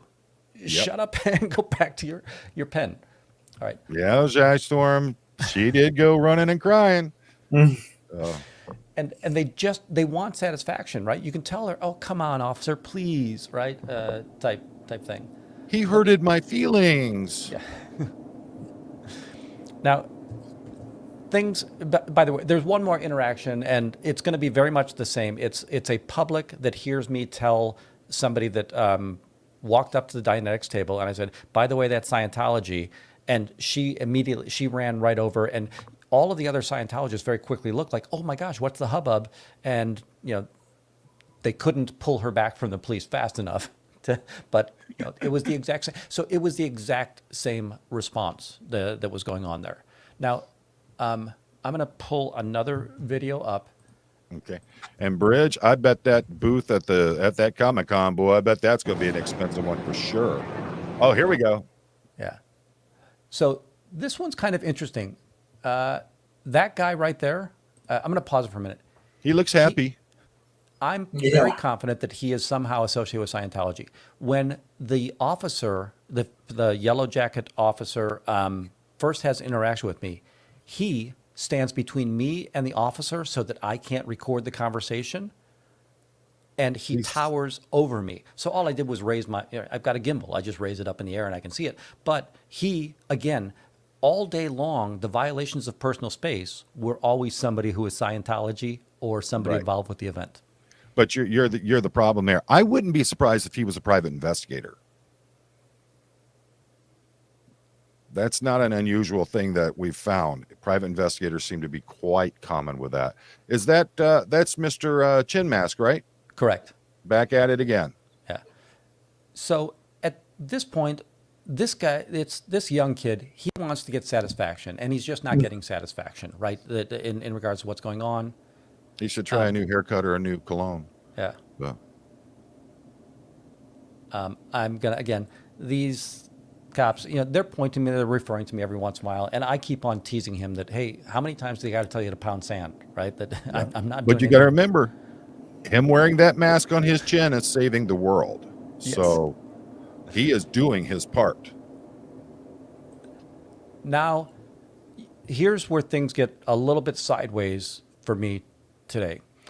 You see the woman in the yellow, and she's the one at the beginning of the day that I said, "Oh, look, right." So there's the bicycle, and you can see the Scientologist in red, the one that needs to get his haircut or whatever. But he's going to engage this officer. And again, they lied about me yesterday. I want to be there to hear the conversation so that they can't lie about me today. Yeah. Right? And he's probably over there, Mom. Yeah, absolutely.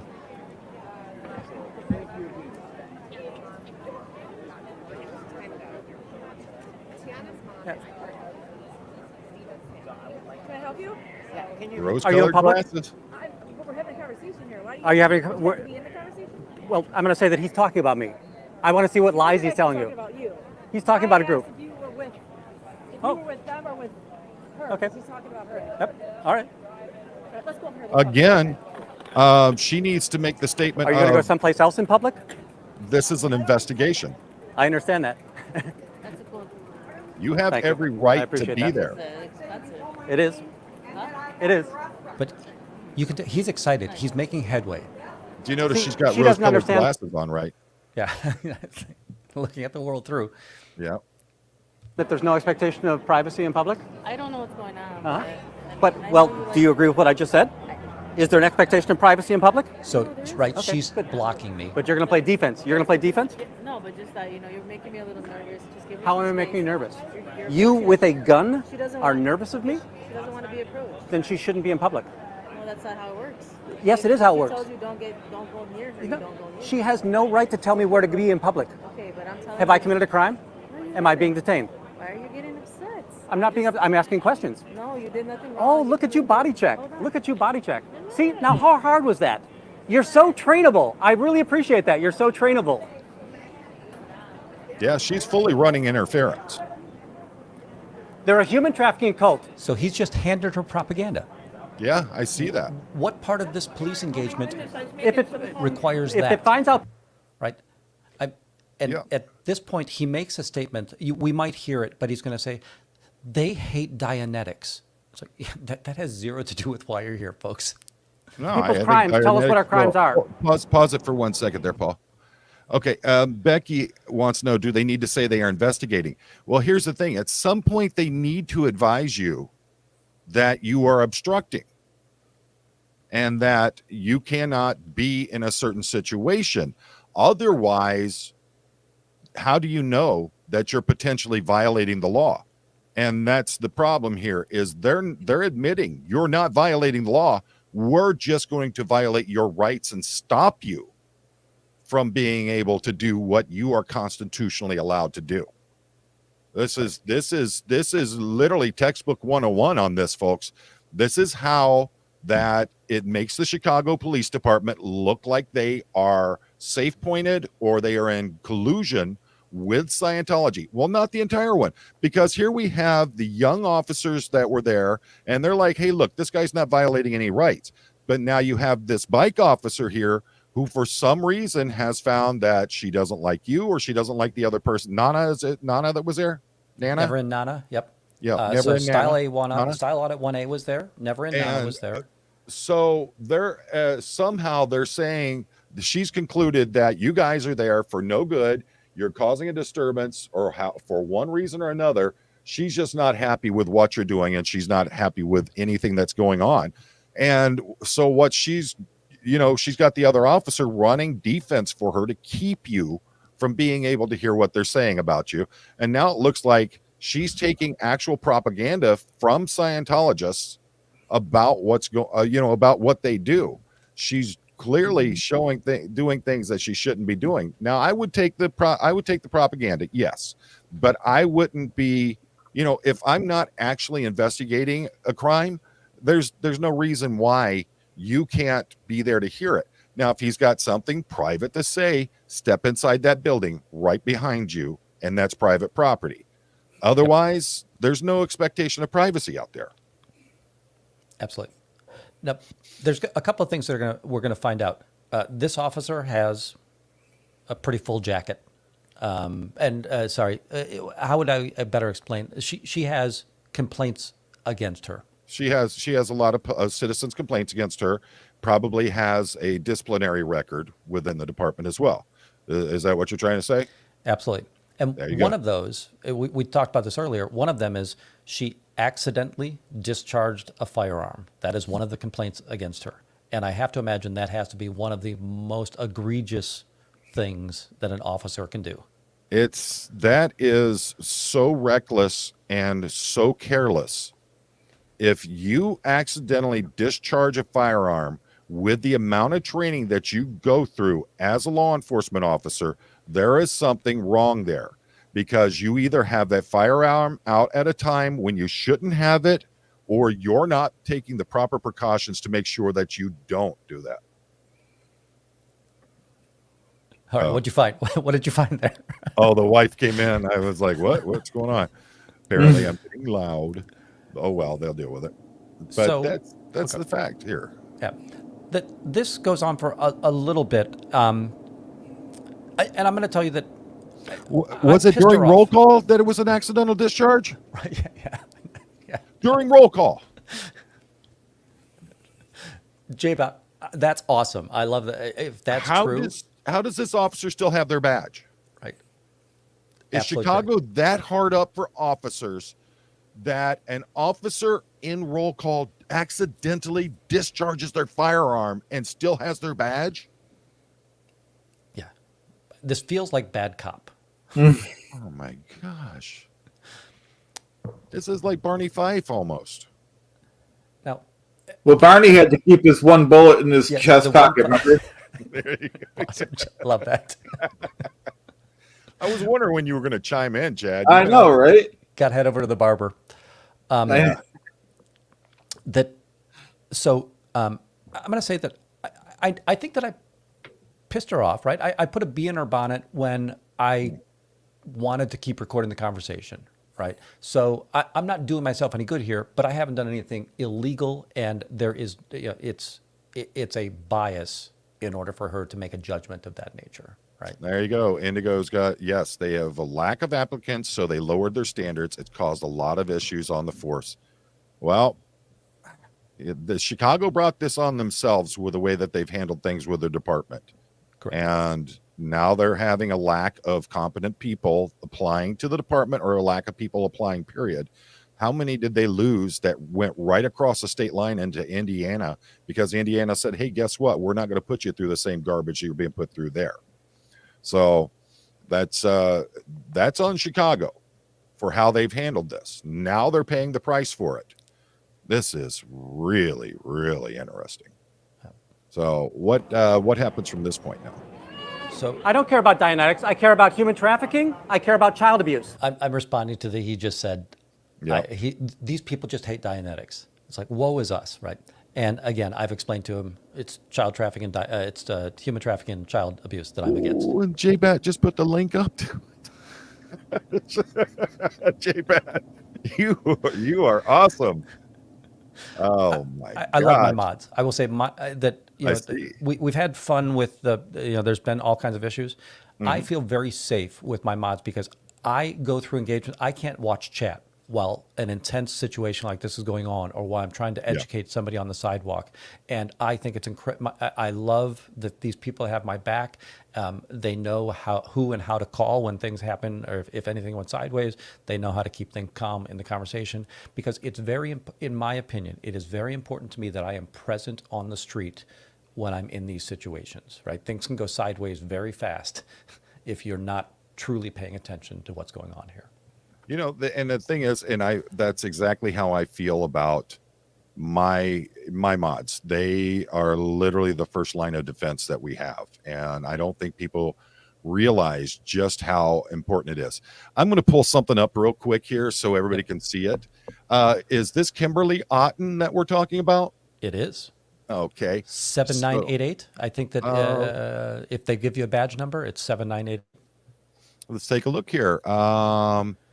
Civilian Police Authority Accountability received an initiation report from Chicago Police Department. Member Shannon Martin reporting Officer Kimberly Otten was involved in an accidental discharge of her firearm at 2301 South Lake Shore in the roll call room. If you were to Google, we need to Google 2301s. Okay.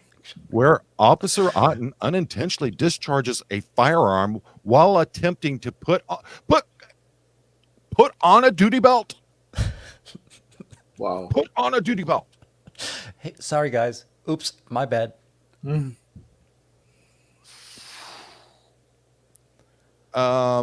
have an allegation Officer Otten was inattentive to duty by causing her firearm to accidentally discharge. How?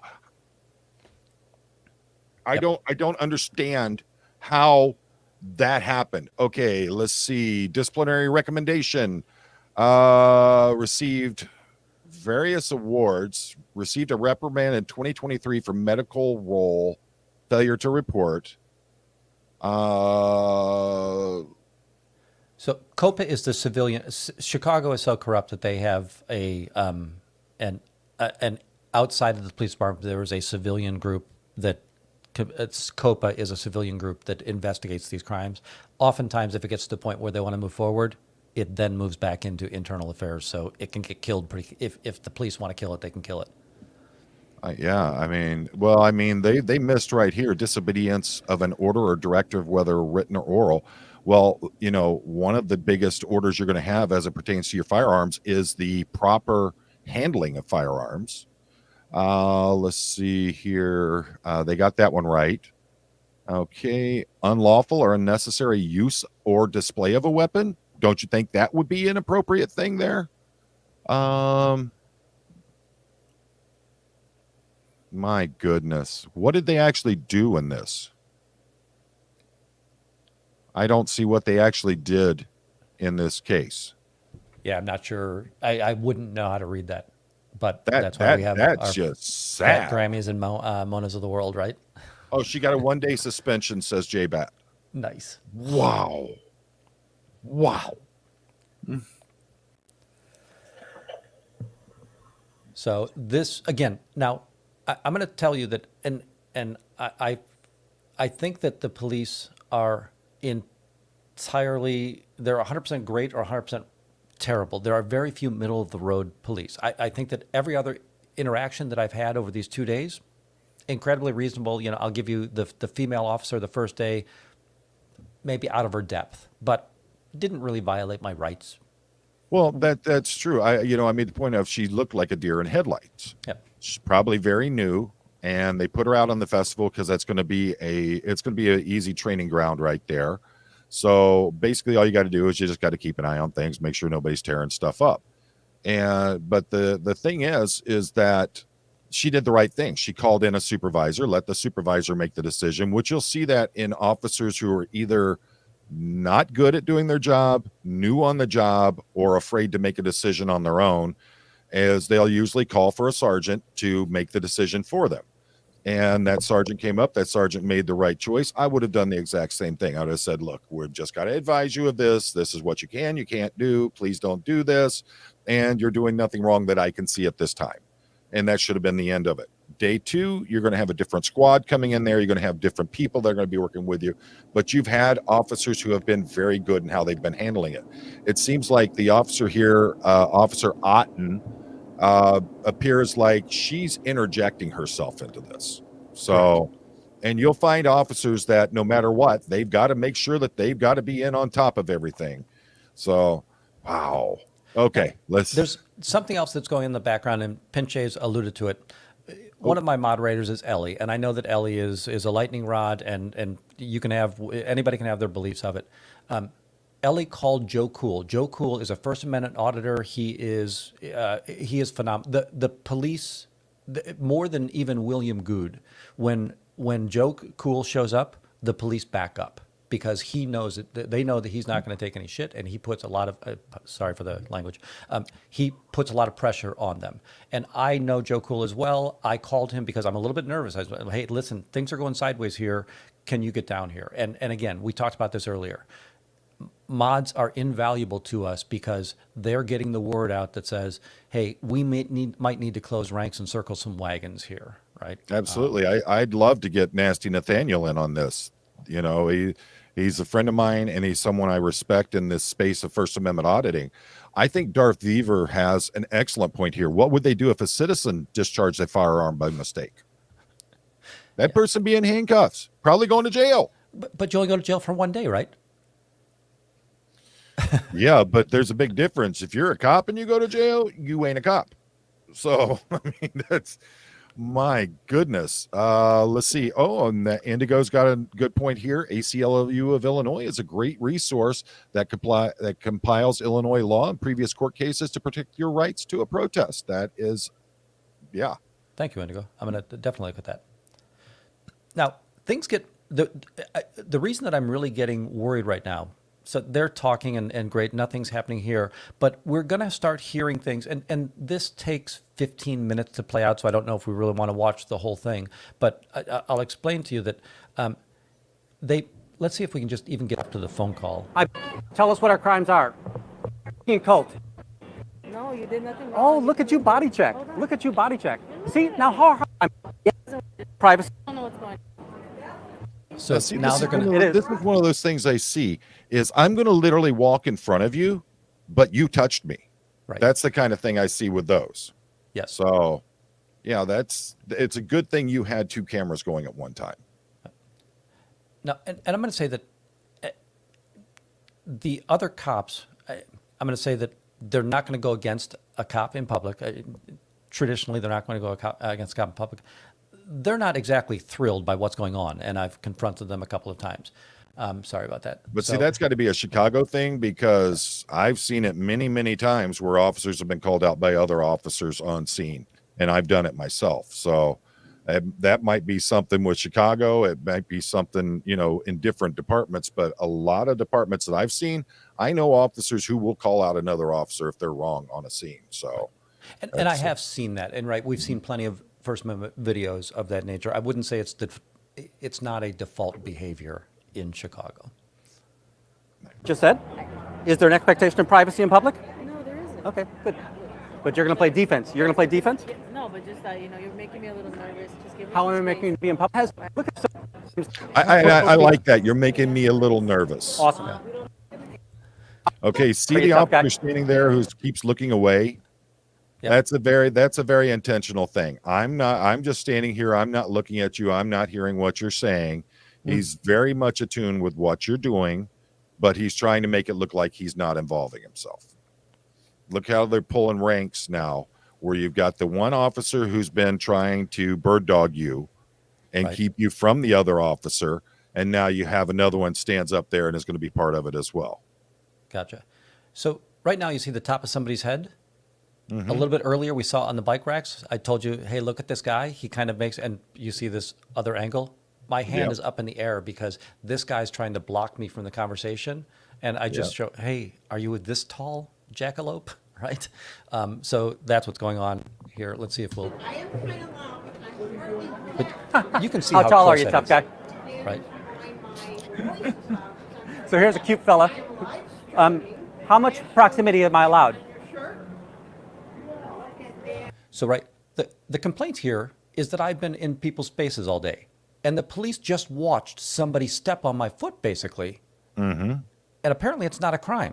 So, what are we doing here, folks? Right? Well, they're very clearly showing that there's a preference here. It's okay to violate your rights, but you can't do it to others. So, Absolutely. yeah. Can I get that close to you? I'd rather you would. I'm asking the officer. But if you're if going to it's allow okay if I him to get do it to close. me. Hey, get away from me. He's probably a PI. Yeah. The other gentleman right here that's talking, that, by the way, that's Style Audits 1A. You're seeing Never in Nana in this image as well. But the larger gentleman in the short sleeve shirt, he seems to be a part of this process as well. Right. And again, whether it's a public Scientologist or a private investigator, right, anybody's guess. Is that the reincarnation of LRH? So here come the publics. Did you check his teeth? Were they messed up? No. And I listen, I'm going to say that I understand as a police officer, you can't really take a stance about what's going on there. I do want to say, I understand, but as a human, I just want to say that if you look up online, Lisa McPherson, dead at their hands. Whitney Mills, dead at their hands. This hoodie will. And again, I don't think it's going through, but if you And say I'm it a recording thousand as well. times, maybe they will hear it, right? Yeah, I see. They don't care should feel about the good because religious I'd belief, be I care like, about their hey, crimes. how about Miriam Francis, S8 as a child by her father in Scientology covered up? What about Serge 100%. Del Mar? What about Liz What have you Ferris? What seen about me all not the do other that was children safe that are today? being abused at their hands? Thank you. Is that okay with you? Because you're protecting them. Absolutely. I was a cop for a long time, so I know I can get away with too. So let's see. Yeah, that is really interesting. Educating the police while stuff is going down is funny to me for some reason. It's funny to all of us. This is just as ridiculous. Absolutely. This One of the is the things- Chicago police, folks. Yes. You're going to hear her say something to the effect of, well, we could make it stalking if you do this. She's, the best I can say, going to be coaching this person. If that's something that Should she's I eat telling yellow you- snow? No. Right, so that's another thing you're asking me not to do, but I haven't done. We're not taking And listen, it. I'm going to say that this, I understand. in real Then time, why this are you went warning me fast. about stuff? It might be slow for us here. Just let me know if we need to move on. Okay.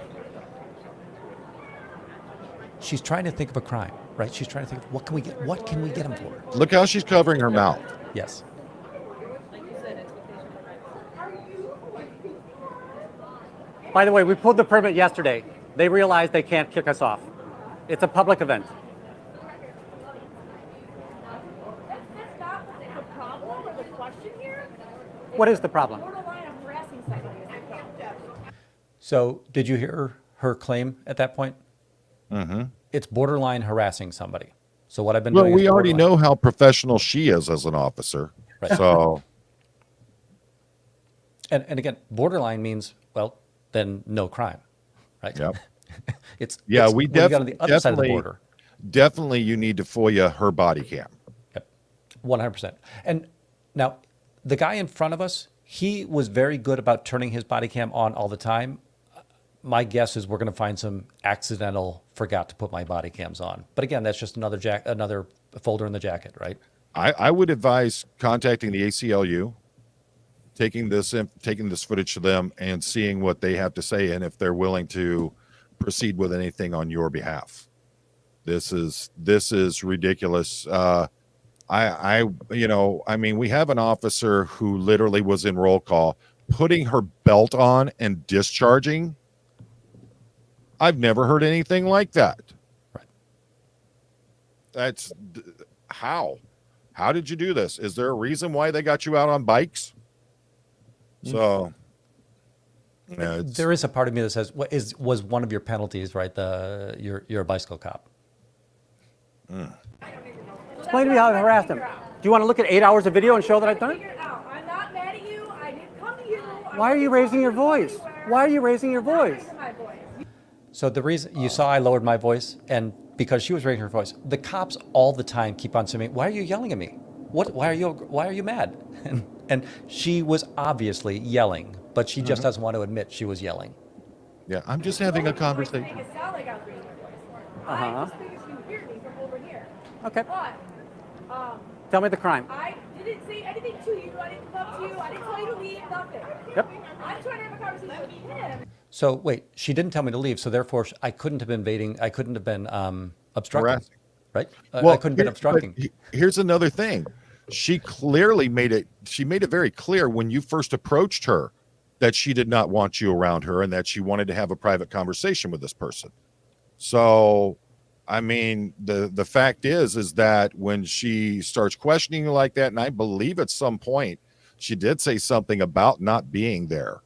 So yeah, this is very, she's definitely setting things up, but she's trying to find a way to make it happen instead of just going off the facts that she has.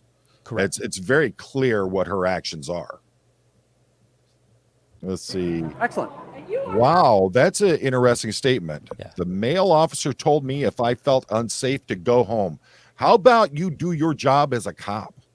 Absolutely How correct. about you do your job and you make sure that the public feels safe instead of telling them if you don't feel safe, you can go somewhere else. Wow. Jay Bat says they will donate to get that body cam footage. I would seriously talk to the ACLU or find an attorney who works like pro bono things like this, or an organization that does that, and see what they have to say about this, because this officer who already has a track record could be walking the city of Chicago into some serious liability here. Absolutely. Chad, when you did this stuff before, and how much trouble did you get in? I got in some trouble, Poe. They demoted me, and they said I had to be a part-time dust mopper, and that's all I could be. And they wouldn't let you cut your hair no more, would they? No, they wouldn't. You can always go to college and get a master's degree. That's true. There you go. Telling us, and he feels harassed and intimidated. So that's what we're going with right now. So Feelings aren't law. right, and again, she just said he feels harassed and intimidated, and you're going to hear my response to that. Excellent. Excellent. So he's harassed and he feels intimidated with 3 officers. I'm trying to figure out. I'm putting That's words in her adorable. mouth, repeating to her what she just said. Well, as you'll see right here, as you're trying to ask a question, she's going to directly talk over top of you, because she's going to prove to you that she is in charge, and that you need to listen to what she's got to say. I've seen this in a lot of officers where they feel like they need to dominate the situation, and they need you to know just how important they are. So this is not an unusual thing. I would have asked just her told me what he- personally, did you have any trouble putting your belt on today? I did not. By the way, by the time I closed the stream, I did know that these things had occurred, but at this point in time, I'm unaware of these things. Well, now you have a new tool in your arsenal. Yes. Excuse me, Officer Otten. Were you able to get your belt on okay today? No one was unalived because you couldn't put your belt on properly today, were they? Yeah. So what did you do on your day's suspension for unintentionally discharging your firearm in roll call? Nice. Yes. When you were just saying that, and I don't know if the cartoon's going to land or not, but Deputy Ricochet Rabbit and Deputy Droop along, right? That he would be the guy that would fire off the weapon in roll call, and it would just bounce off all the walls, right? It's kind of like that DEA agent who's showing off to the kids in school and ends up putting a hole through his foot. That's what keeps coming to mind when I keep thinking about this. I have no idea how in the world putting your belt on can cause that. I meant don't to know, do that, folks. Francis. This is killing me. There is one all other, right. there is Well, one other person that discharged their firearm unnecessarily, and you guys could look it up. His name is Mark Furman. I'm serious. He got in trouble for it. You can look it up. Was that pre or post? Well, one of the things you find is officers that do those kinds of things, that's not the worst that they end up doing. You see a lot of officers start off with situations like that and end up in much worse situations. And it's a failure on the part of the department to either correct what is wrong with that officer or to get rid of them. So, you know, I mean, could this be the next person who does something along those lines? Who knows? But the fact is that if the city of Chicago doesn't get on top of these things and start straightening their department out, they're going to have some real problems. And I say that as a retired chief of police, as a retired executive in law enforcement. If you don't get in front of the problem is going to get in front of you, and it's going to drag you into court, and it's going to put a lot of people in liability.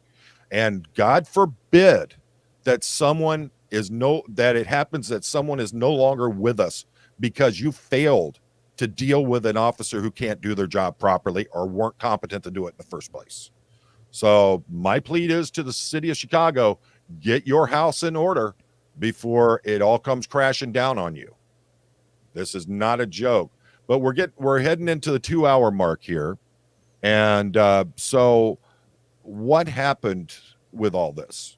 So at the end, they have a conversation, and I can still overhear them. They end up calling.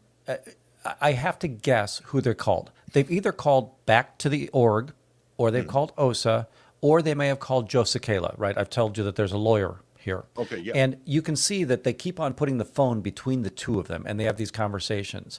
And they keep on saying, well, if he does that, that's jail time. And if you can get him for this, that's the next thing. So they have this bit of a conversation in regards to that. I'll see if we can. Hold on. You got that all on video? Yep. Would you be interested coming back Tuesday night? And Absolutely. let's go in depth on that. Absolutely. And we'll literally proof of collusion, Chicago PD. Love it. I think that would be an excellent one where we can just focus on that situation and Officer Otten and what Officer Otten's doing, because this is insane, to be honest with you, that these kinds of things are going on, and you have this officer clearly doing this, knowing they're on video. This is ridiculous. At one point, she used the term, because I said, I heard you call and they asked for, what's the name of this guy out here? And I heard them say my name. And then she wrote down the name. And she said, oh, so now I'm going to get you for eavesdropping too.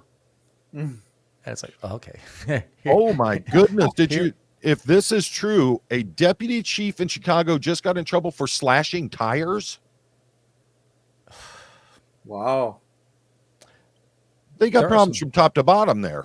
Yes. This isn't just, wow. You hear it in LA, and you hear it here as well, that there are gang members in the Chicago Police Department, right? That they are, Project O gang members. There are people that just don't belong. They don't have what I would say is the mental fortitude to hold that position. J-Bat is a beast. Go at it, J-Bat. Go at it. My goodness. So, all right. So let's do this. Tuesday night, 8 p.m. Eastern Standard Time, 7 p.m. Chicago area. Let's get back. Let's continue this, and let's show the proofs. Let's bring the receipts about what Officer Otten did and how this has been handled. Because if this is going the way that you're saying it is, then more than likely an actual complaint has been lodged. So all this needs to be put out there as publicly as possible. So everybody, one of the things I'm asking you to do, go to Windy City Thetan Watches. I'm going to go ahead and pull it up again. I'm going to pull up the link.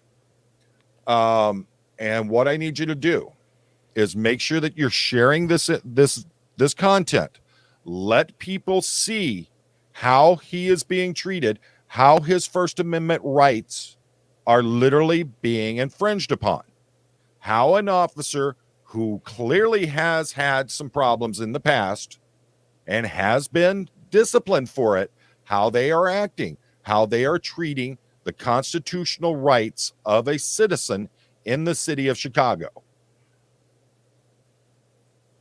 Bridge wants to know if Joe Cool can join the next one. I would love to have Joe Cool come in and join us for that. I'll reach out to him and see if he's up for it. I know he's been on panels before, so. And Yeah, by the way, if you've never watched him, it's impressive to watch. You'll see that the police are all foots forward on a victim. Joe Cool shows up, they basically back up across the street, and they just, hey, get away from guys. We want no part of this. And who has a link to Joe Cool's I think YouTube it's channel? at Joe Cool Chicago. But let me Okay. check real quick. Cool. Yeah, let me because if we can get him in here on that, that would be awesome. Joe Cool Chicago, right? Yep. If I could learn how to type. Shows him with a mask on. Yes, that is him. Excellent. All right. So let me get I'll pull his YouTube up as well, because if this is how he handles things and he's on top of it and don't play no games, we need to make sure that he gets some attention on this too. But what I'm asking folks, share the links to this content from Windy City, not from my channel, from Windy City Thetan Watch's channel. Get that out there to everybody you can. And Indigo, it's Otten, Otten, Ocean, Tom, Edward, Nancy, Ottn. And I started stuttering right there in the middle of it. So, all right, Paul, this has been just insane. This is truly insane. But this is my scariest police interaction. And I've gone 3 months without an interaction. Early on, we had there's a lot of police interactions, and I would love to kind of go over some of these elements. And you popped that cherry real good there, didn't you? Yes. You Yeah. poked the bear. Yes. Yeah. So, all right. So Tuesday night, 8:00, I'm going to have the link up as soon as we find out from Joe Cool if he's going to jump in with us. I will have the link up for everybody, because this is just insane, folks. We need to devote an entire episode just to that, because we already know LAPD has been colluding with Scientology. Now we have Chicago PD. Looks like they are colluding as well, where you have an officer giving them instructions and coaching them on the best ways to file a complaint against someone. That's not justice, folks. That's not justice. That's a witch hunt. That's vigilantism. That's literally telling people how to violate other people's rights. This cannot stand. It needs to be put out there. Chad, do you have any closing thoughts for us besides needing to brush that hair? I think I'll take that under advisement, Paul. I think that Chicago, they don't have a good police department, but I just hope they keep making good pizzas, Poe. Yes. Well, I think I like Giovanni's, and I've tried Maldonado's, but I like Giovanni's better. But and Uno just too corporate for me. So, all right, Paul. Last closing comments from you, sir. I'm going to say I really appreciate being out here. I will say that I thought that the weekend went great. We really did shut down Scientology. Scientology, because of the Chicago protesters, has 0 new Scientology starts from Chicago. Awesome. And to me, that I take a lot of pride in that. But there's so many other Chicago protesters out there that are doing that. And again, I don't think that I'm going to get people out of Scientology. My goal is to stop people from entering Scientology. Right. So. I'm trying to, Adam, that should be 5 p.m. for you out there in Cali. So anybody out on the West Coast, you're 3 hours behind. So 8 p.m. here would be 5 p.m. there. 6 p.m. for the folks in Chicago. So folks, let me say this. You all know I'm a retired police officer, over 30 years behind the badge. I took my oaths and I took my duty as a police officer seriously. In all that time, 3 complaints filed against me in nearly 30 years. Why? Because I treated people like human beings. I respected their constitutional rights. I respected the law. I respected the oath that I took. There are bad actors in every genre, folks. Calling them out is the duty of citizens in fighting to protect your rights. You cannot let them just go, I'm a cop, I'm going to do what I want. No, you cannot allow that. And Tuesday night, we're going to get into it a little bit deeper, and we're going to expose just how this officer is and how they've been and what they did in this situation that appears to be a violation of a citizen's constitutional rights. I thank you all for being here. Who is live right now that we're going to be able to send everybody over to? There's some weirdo name. Serge Delmar is live, folks.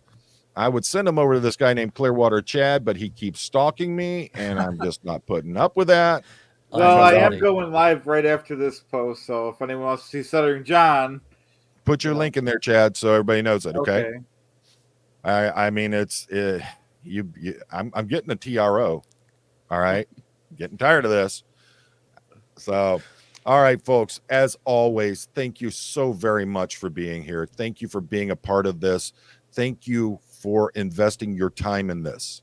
Yes. If we do not call out the true bad actors, if we do not call out those that are violating the rights, how do we make footway in going against an evil cult that violates everyone who is part of it?